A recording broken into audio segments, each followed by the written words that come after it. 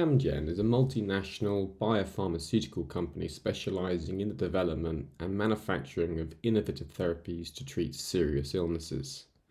The company is focused on using advanced biotechnology and scientific research to address some of the most complex medical conditions. This includes complex conditions like cancer, cardiovascular disease, kidney disease, inflammatory diseases, and bone disorders.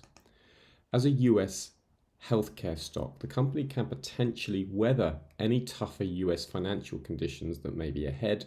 This is because even during a recession, healthcare needs are still prioritised, supporting healthcare stocks.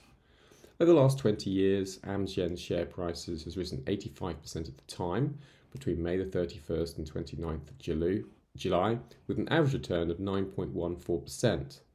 So in the face of worries over a looming US recession, is Amgen a healthcare stock worth considering? Major trade risks.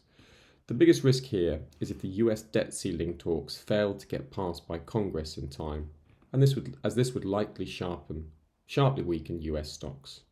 Remember, don't just trade it, but seize an exit.